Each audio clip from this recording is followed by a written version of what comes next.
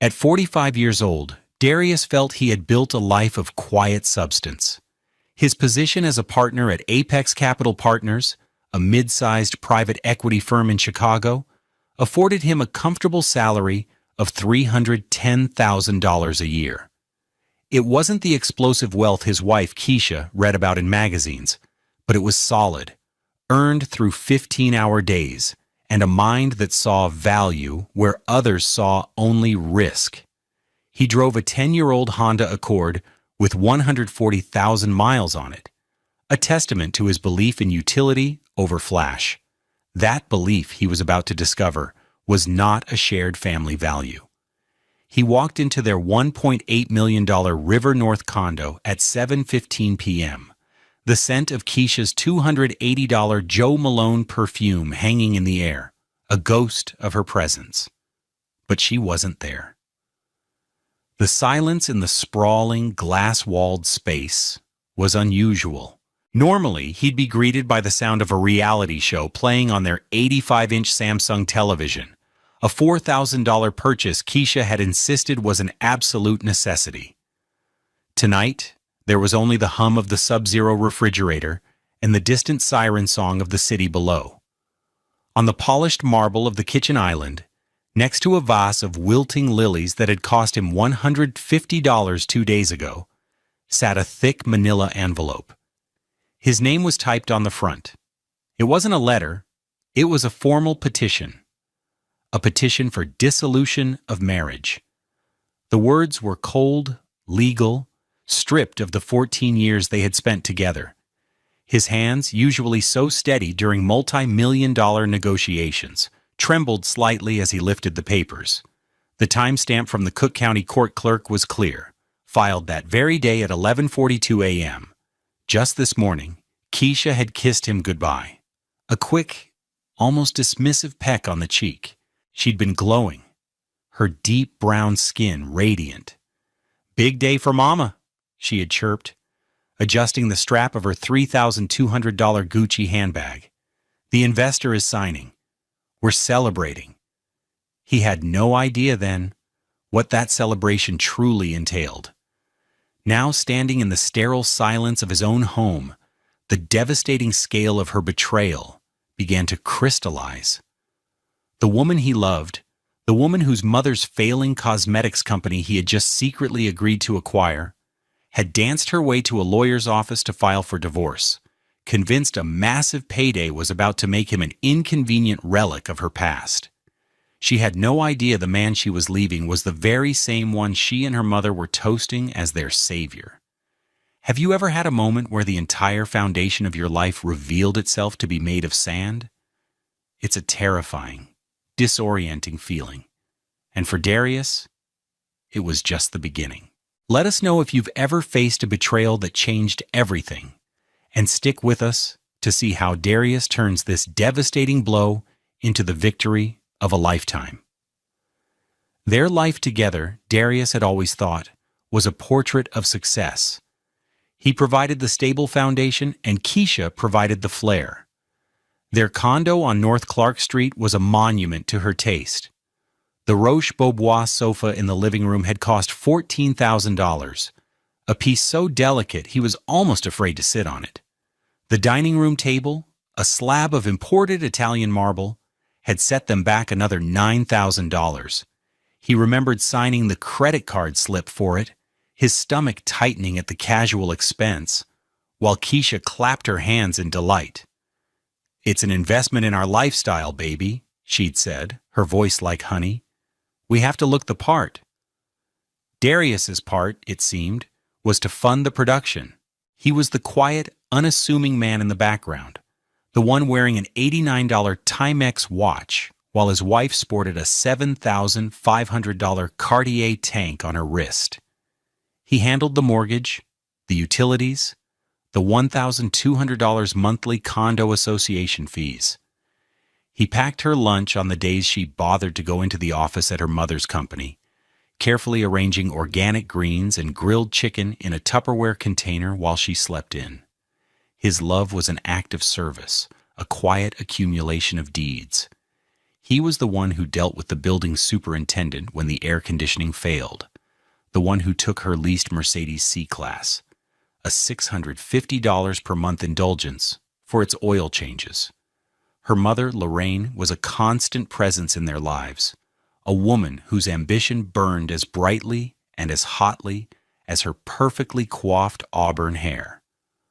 Lorraine was the founder and CEO of Ember Glow Cosmetics, a small, once promising brand that catered to Black women.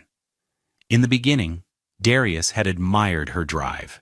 He'd even provided a small, personal loan of $50,000 in the early days to help with inventory, a loan that was never repaid or even acknowledged after the first year. Over time, her ambition had curdled into a desperate obsession with status. She saw Darius not as a son-in-law, but as a stepping stone that had proven to be too low to the ground. He remembered a dinner just 6 months prior at a Michelin-starred restaurant in the West Loop where the tasting menu cost $400 per person.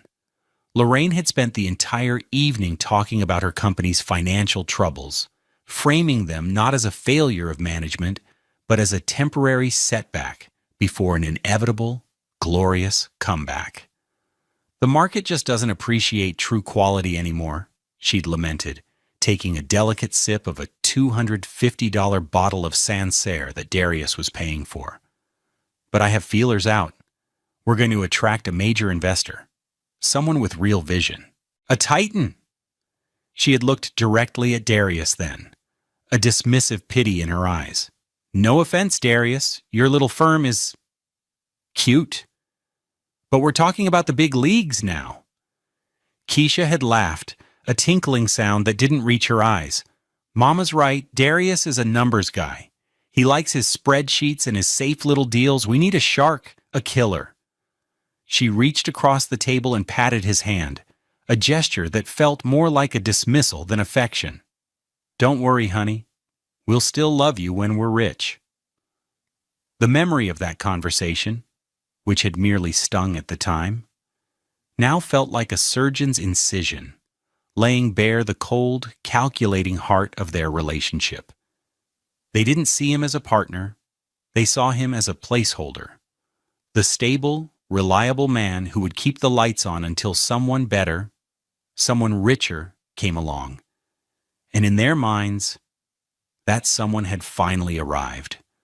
The irony was so thick he could barely breathe. The cruelty escalated in the final months, a rising tide of slights and dismissals that he had tried to ignore. He'd attributed it to the stress of Lorraine's business, to Keisha's anxiety over her mother's future. He had made a critical mistake. He had assumed their family was a team. In reality, he wasn't even on the roster. A particularly bitter memory surfaced from 3 months ago. It was a Saturday afternoon. Darius was in the kitchen, meticulously preparing a pot of his mother's gumbo, a recipe that took hours and filled the condo with the warm, rich scent of home. He found the process meditative. Keisha and Lorraine were in the living room, their voices sharp and clear over the soft simmer of the roux. They were scrolling through a real estate website on a laptop. "Look at this one, Mama," Keisha said, her voice high with excitement.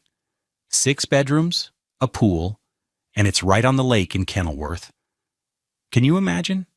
"Oh, that's stunning," Lorraine breathed. "That's a real home. Not like this glass box." She gestured vaguely around the condo, the one Darius's bonus had paid the down payment on. "This place has no soul." "Tell me about it," Keisha agreed with a sigh. "And once the deal goes through, we'll finally have the capital to get what we deserve. The new investor is going to inject at least $8 million. Our stake will be worth a fortune." Darius paused, his wooden spoon hovering over the pot. He walked to the edge of the kitchen. $8 million? That's great news. Who is the investor? Lorraine and Keisha exchanged a look, a quick, silent communication that shut him out completely. It was Lorraine who answered, her tone condescendingly sweet. "Oh, it's all very confidential, Darius. High-level finance, way above your pay grade, I'm afraid. This isn't like buying a little plumbing supply company in Gary. She was referring to one of Apex's most successful turnarounds, a deal Darius had personally led, which had saved 150 jobs and yielded a 400% return for their investors. We can't have you getting your little numbers mixed up in our big ones, Keisha added, not even bothering to look up from the screen. Just keep making your soup, honey. We'll handle the business. The casual cruelty of it, the way they dismissed his entire career and identity in a single breath while standing in the home he paid for, was breathtaking. He felt a cold knot form in his stomach. He said nothing, retreating to the kitchen, the aroma of the gumbo suddenly smelling like ash. The distance between him and Keisha grew into a chasm. The shared jokes stopped. The easy intimacy they once had vanished, replaced by a polite, formal tension. She was always on her phone, her thumb flying across the screen as she texted furiously.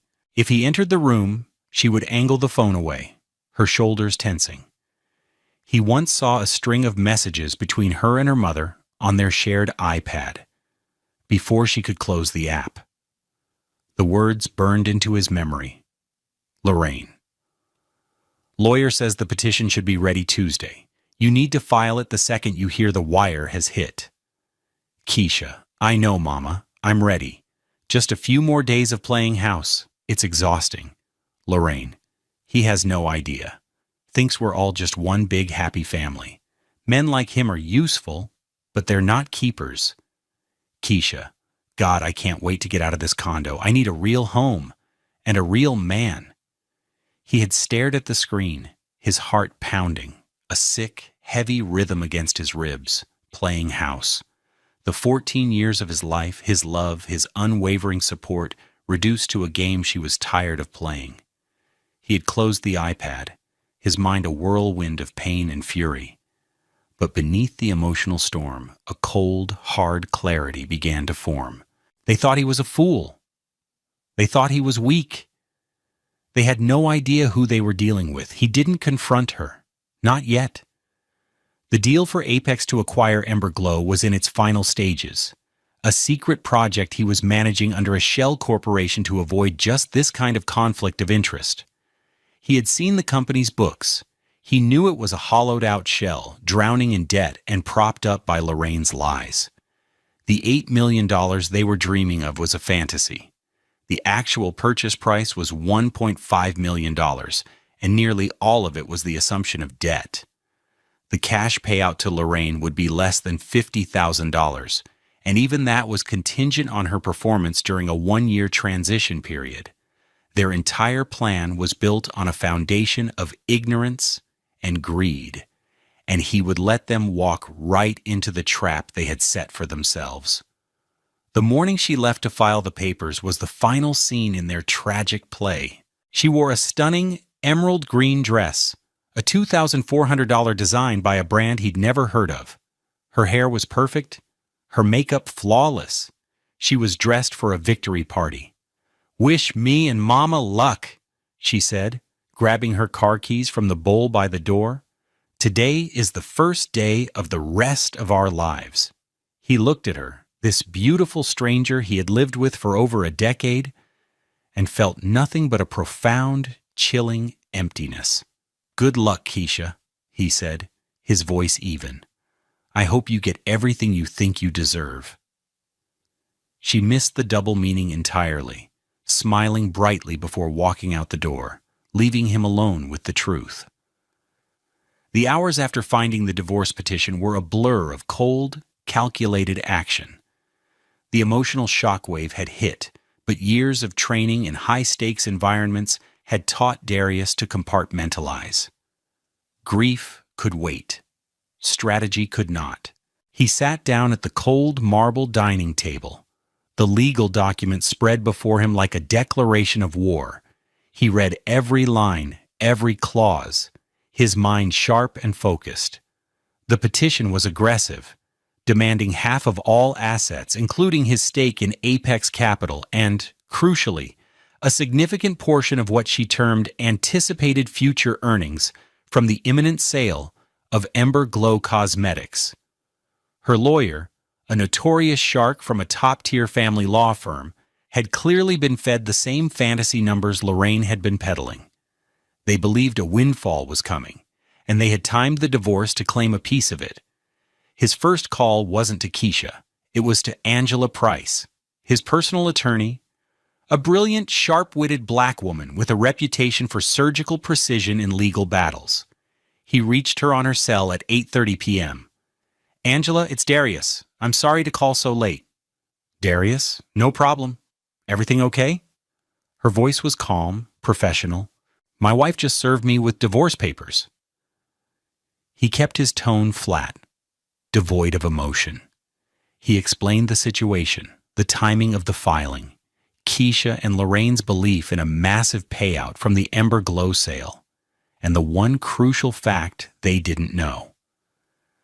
"The anonymous investor buying the company? It's my firm. The deal closes on Friday." There was a moment of silence on the line, then a low whistle. "Oh, they have made a spectacular mistake," Angela said, a hint of admiration in her voice. "Darius, this is legally exquisite. The timestamp on that filing is a gift from the heavens. She filed based on the expectation of a future event, which means she can't claim the asset was marital property at the time of filing. And since the actual value of that event is a tiny fraction of what she believes, her entire claim is built on sand." "That's what I thought," Darius said, a grim sense of validation settling over him. "What's our move?" "We do nothing," Angela said firmly. "Absolutely nothing. You do not confront her. You do not let on that you know anything about the divorce filing or the true nature of the deal. You play the part of the devoted, slightly clueless husband right up until the ink is dry on that acquisition. Let them walk themselves right off the cliff." The plan was cold, methodical, and brutal. It was perfect. The next few days were a masterclass in deception. He had to feign ignorance while his world was imploding. The first test came the following evening. Keisha came home late, humming to herself. She carried a new shopping bag from Saks Fifth Avenue. "Hey, you," he said from the living room, looking up from a financial report he wasn't actually reading. "Long day?" She dropped the bag on the sofa, pulling out a pair of $1,200 Jimmy Choo heels. "The best day. Mama and I had a celebratory dinner at Gibson's.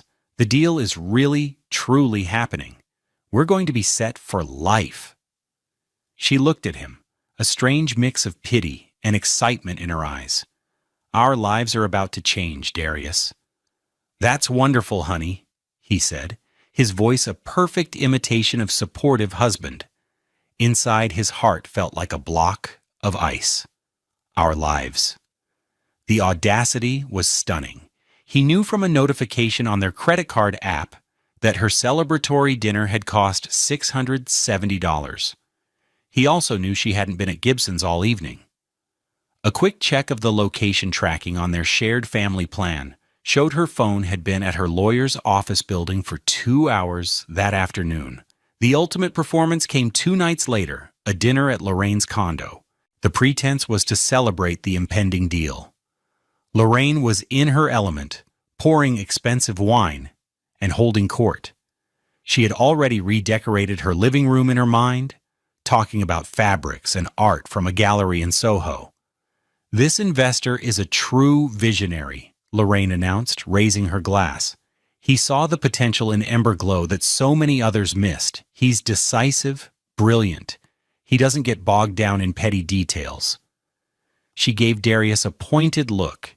He decided to probe, playing the part of the slightly dumb, conventional numbers guy they thought he was. "That's amazing, Lorraine. So what's the structure of the deal? Is it an all-cash offer, or is there an equity component? Have you seen his pro forma projections for the next 5 years?" Lorraine waved a dismissive hand, her diamond bracelets catching the light. "Darius, please, don't bore us with your spreadsheet talk. This is about vision, about synergy. It's a paradigm shift. You wouldn't understand. Of course, he said, taking a slow sip of his wine.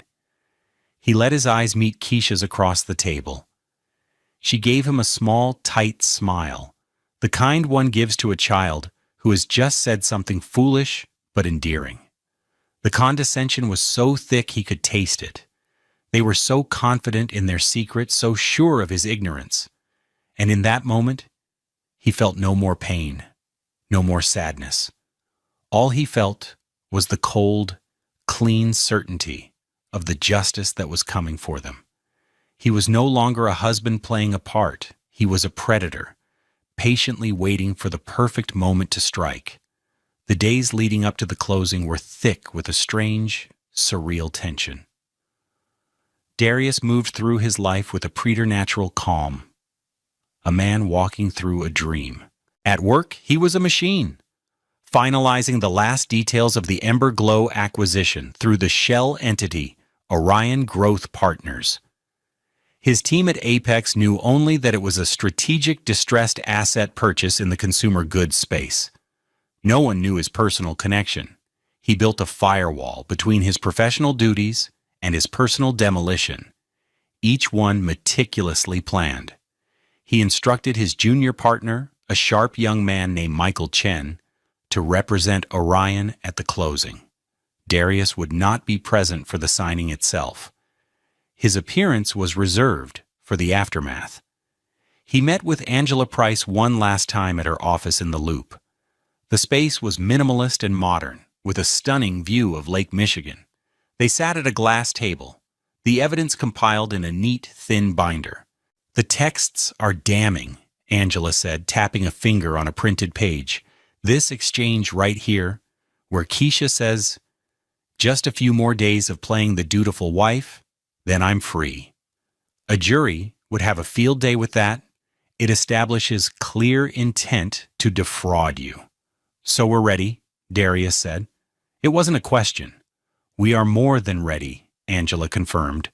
She looked at him, her expression serious. "Darius, once you walk into that room on Friday, there is no going back.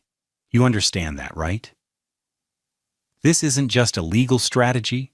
It's the end of your marriage in the most definitive way possible." "I've understood that since I found the papers on my kitchen island," he replied, his voice steady. "They ended our marriage. I'm just handling the liquidation." Angela nodded, a small, approving smile on her face. "Good. Go in there and handle your business." He spent the final night in their condo, the one he knew he would never share with her again. He packed a single suitcase with his best suits, a few changes of clothes, and the framed photo of his parents from his bedside table. He looked around the vast, impersonal space filled with expensive objects that meant nothing to him. The $14,000 sofa, the $9,000 table, the art on the walls that Keisha had bought at auctions. It was all just set dressing for a life that had been a lie. He felt a pang of loss, not for the things or even for the woman Keisha had become, but for the young man he had been, the one who had believed in their shared future so completely. He let himself feel that sadness for exactly 5 minutes. Then he closed the suitcase, placed it by the door, and went to bed.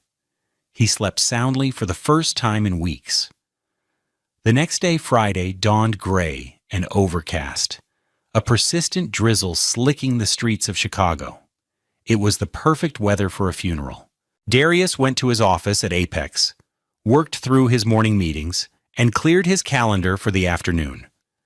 At 2:45 p.m., Michael Chen sent him a one-word text: "Done." The deal was closed. Orion Growth Partners, a wholly owned subsidiary of Apex Capital, was now the majority owner of Ember Glow Cosmetics. Keisha and Lorraine's fantasy was, for a brief moment, technically a reality. They just didn't understand the terms of their surrender. Darius put on his coat, a classic black Burberry trench that had cost $2,200. It was a purchase he'd made for himself the year he made partner. a quiet symbol of his own success. He took the elevator down to the street, the city a blur of gray steel and wet pavement. He hailed a cab to the law offices of Siegel and Croft, the firm representing the seller. The ride was silent, the city's reflection streaking across his window. He felt a strange sense of peace. The storm was over. Now came the reckoning. The conference room at Siegel and Croft was on the 48th floor, a glass box suspended over the city. Rain lashed against the windows, blurring the view of the sprawling metropolis below. The air inside was thick with triumphant energy. Lorraine was holding a green bottle of Veuve Clicquot, its $150 price tag a small symbol of the wealth she believed had just been unlocked. Her face, framed by her perfectly styled hair, was a mask of pure elation. Keisha stood beside her, a radiant smile on her face, her eyes gleaming with avarice. Michael Chen, Darius's junior partner, stood awkwardly to the side, looking young and out of his depth, just as Darius had instructed. Two lawyers from the firm, men in identical $4,000 Brioni suits, looked on with practiced, congratulatory smiles. The cork popped with a loud, festive bang, and Lorraine expertly poured the bubbling champagne into a row of delicate flutes. She handed one to Keisha, one to each of the lawyers, and even one to Michael, who accepted it hesitantly. "A toast," Lorraine declared, her voice ringing with emotion. She raised her glass high. "To the future, to Ember Glow's next chapter." Her eyes swept the room, landing on Michael.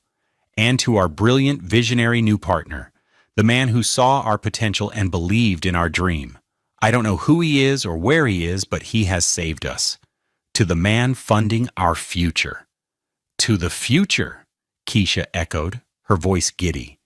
At that exact moment, the heavy glass door to the conference room swung open. Darius stepped inside. He had changed in his office. He was wearing a dark navy Tom Ford suit that had been tailored to perfection, a $3,500 masterpiece of quiet power. His shoes were polished to a mirror shine. He looked nothing like the man in the comfortable sweaters and worn jeans they knew. He looked like money, like authority, like the shark Keisha had once wished for. He walked slowly, deliberately, toward the conference table. The giddy chatter died instantly, replaced by a stunned, absolute silence. Every eye in the room was fixed on him. The only sound was the fizzing of the champagne in the glasses and the drumming of the rain against the window. Keisha's smile froze, then crumbled. Her face went slack with confusion, her radiant skin suddenly looking pale and ashen. Lorraine's jaw dropped, the triumphant expression on her face melting into sheer, uncomprehending shock. The flute in her hand tilted, and a small stream of golden champagne trickled onto the polished mahogany of the table. Darius reached the head of the table and calmly picked up the last empty flute. He held it up, his gaze locking with Lorraine's. His voice was quiet, but it carried to every corner of the silent room. "He's right here, Lorraine." He let the words hang in the air, a death sentence delivered in a calm, even tone. He watched the understanding dawn on their faces, the slow, horrifying cascade of realization. He saw the flicker of panic in Keisha's eyes as she connected the dots. His job, his firm, the anonymous investor. He saw the fury mixed with fear on Lorraine's face as her dream turned into a nightmare right before her eyes. The man they had mocked, dismissed, and plotted against was not just a spreadsheet guy. He was their new owner. He was their boss. And he was the husband they had just tried to discard like last season's fashion. The future they had toasted to had arrived, but it was not the one they had ordered. The silence in the room stretched for what felt like an eternity. It was a fragile, crystalline thing, and Darius was the one who shattered it. He didn't raise his voice. He didn't need to.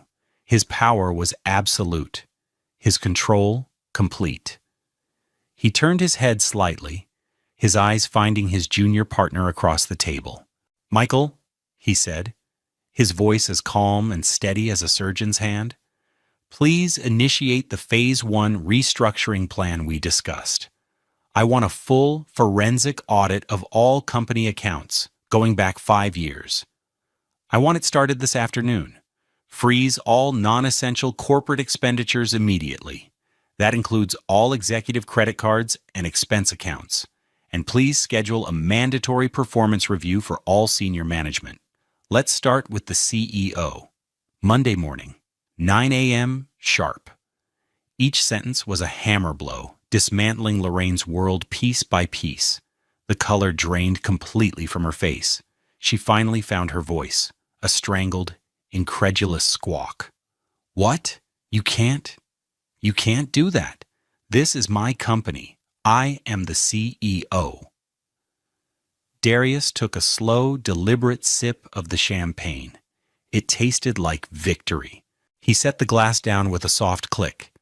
"Lorraine, let me be precise," he said, his gaze cold and direct.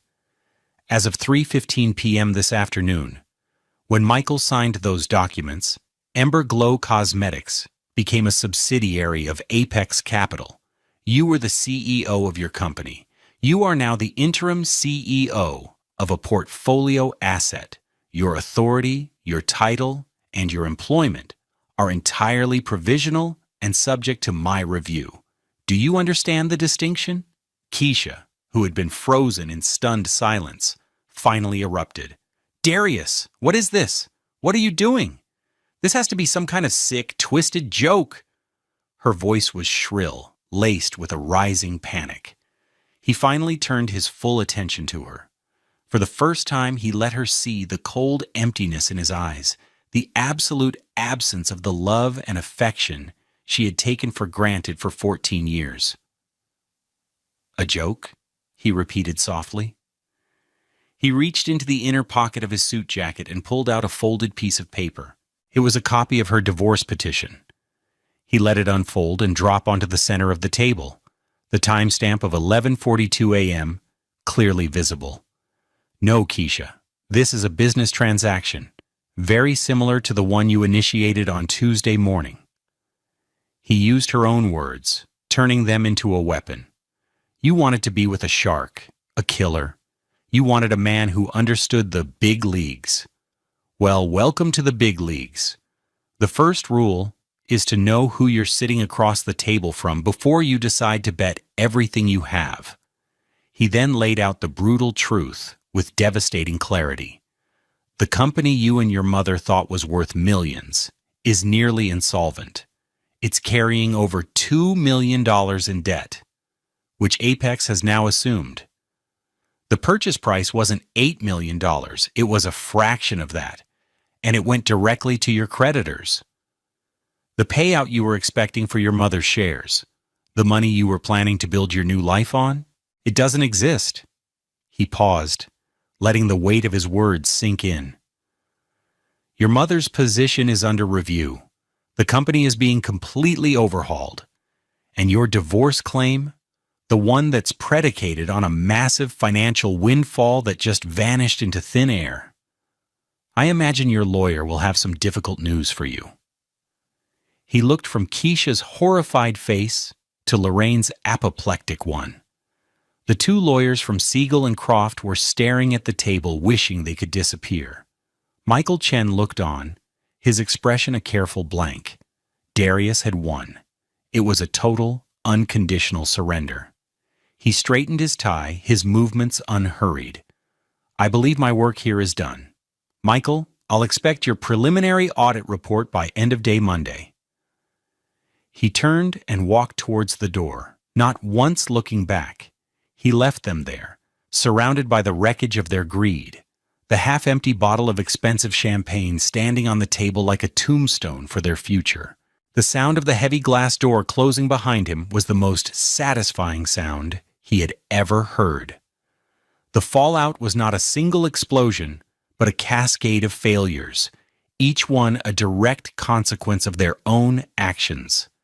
Darius orchestrated it all from a distance, with the impersonal precision of a demolition expert. He never spoke to Keisha or Lorraine again. All communication was handled through their respective lawyers. First, there was Lorraine. The forensic audit that Darius had ordered was swift and merciless. It uncovered a cesspool of financial mismanagement. For years, Lorraine had been treating Emberglow's accounts as her personal slush fund.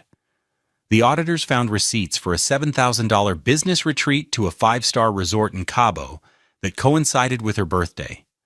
They found the lease payments for her $95,000 Jaguar F-Pace, a car she claimed was a mobile marketing unit, being paid directly from the company's operating budget at a cost of $1,200 a month.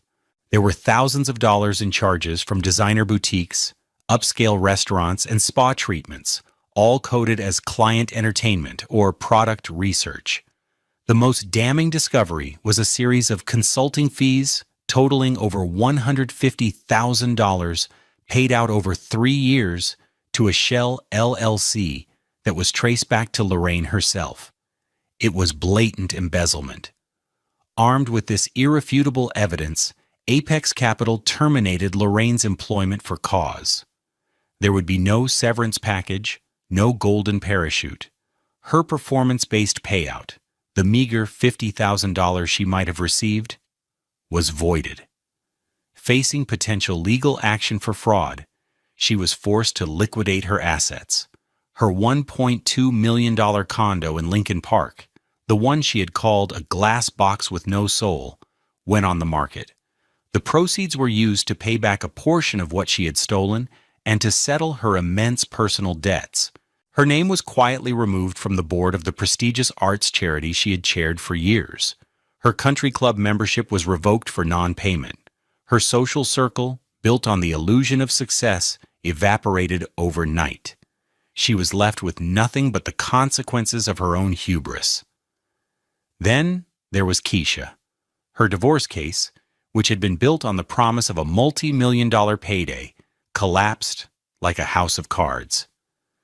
When Angela Price presented the evidence to Keisha's lawyer, the damning text messages, the time-stamped filing that proved she was gambling on a future event, and the audited financials of Emberglow that showed there was no windfall to be had, the fight went out of them.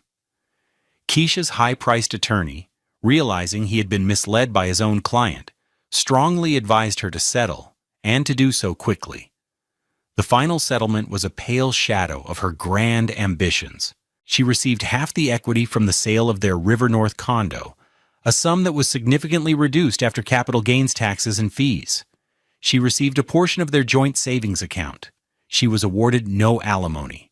Her claim on Darius's assets, his income, or his stake in Apex Capital was dismissed entirely. The life of luxury she had grown accustomed to was over. The credit cards Darius had been paying for were canceled. The leased Mercedes was repossessed from the street outside her mother's now-sold condo.